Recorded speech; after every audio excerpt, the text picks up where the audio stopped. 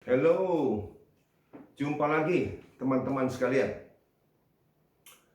Hari ini saya mau berbicara sedikit mengenai pengalaman saya. Ini pengalaman saya sebagai pasien ya. Jadi pada saat saya berusia 50 tahun ya, itu di tahun 2005, saya mulai merasakan vertigo pada saat tidur, tapi pada posisi tertentu. Jadi memang saya punya kebiasaan bahwa saya kalau tidur lebih banyak menghadap ke kanan ya, menghadap ke kanan. Kemudian suatu saat waktu saya coba menghadap ke kiri, itu saya merasa vertigo langsung.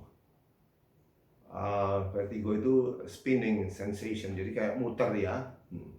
Kemudian saya berkonsultasi dengan teman-teman saya, spesialis saraf ya, neurologis ya. Jadi saya ke beberapa teman neurologis dan memang diagnosanya sama, yaitu tidak perlu dikhawatirkan karena pada orang yang sudah mulai berusia itu sering terjadi apa yang disebut BPPV atau BPPV. Itu singkatan dari benign paroxysmal positional vertigo. Jadi artinya kondisi ini benign lah, tidak terlalu berbahaya. Kemudian paroxysmal, jadi kadang-kadang muncul. Kemudian posisional, tergantung posisi tertentu, vertigo. Vertigo itu sensasi mutar itu. Dan memang penyebabnya setelah saya selidiki, saya baca studinya, itu karena adanya loose particle di rumah siput kita, alat keseimbangan kita. Jadi cukup banyak terjadi pada orang yang sudah mulai berusia ya. Perlu diingat, tahun 2005 itu saya sudah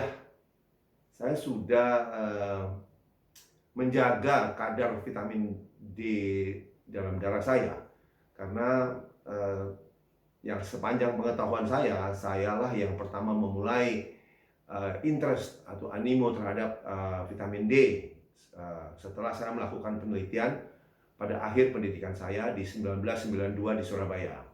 Karena saya dapatkan memang rendah, rata-rata rendah kadar vitamin D dalam darah termasuk saya, maka saya mengobati diri sendiri dengan intake vitamin D3. Cuma masalahnya adalah pada saat itu tahun 2005 kadar vitamin D dalam darah saya masih sekitar 40-an. Saat itu ini menunjukkan bahwa ilmu itu selalu berkembang.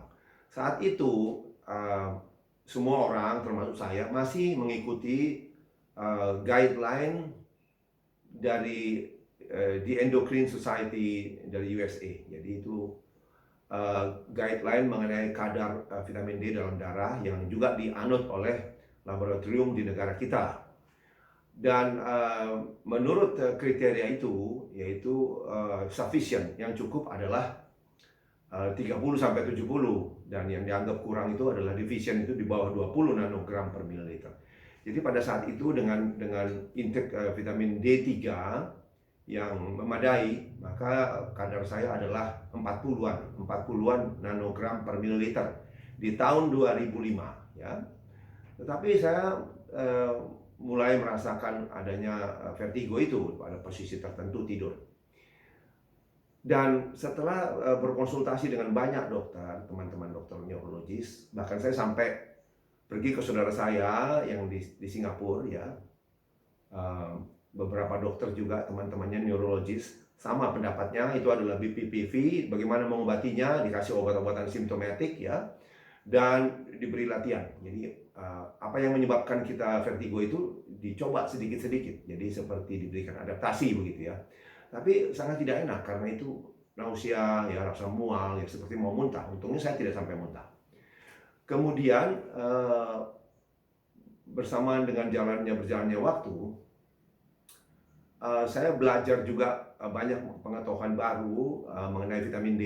Kemudian saya mulai mengetahui bahwa ada guideline yang lebih memadai, yang lebih mutakhir ya, yaitu dari Vitamin D Council UK dan Vitamin D Council USA, di mana dikatakan memang yang defisien itu di bawah 40 nanogram per mililiter, sedangkan 40 sampai 80 itu adalah kadar yang sufficient saja, ya, cukup ya. Sedangkan yang optimal atau disebut normal high adalah 80 sampai 100 nanogram per mililiter.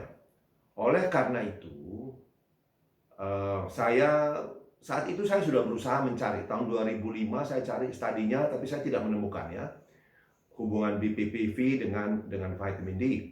Kemudian saya tetap tingkatkan vitamin D saya. Kemudian dengan pemeriksaan darah rutin ya, saya dapatkan bahwa pada saat kadar vitamin D darah saya mencapai 60-an, ya puji Tuhan ya,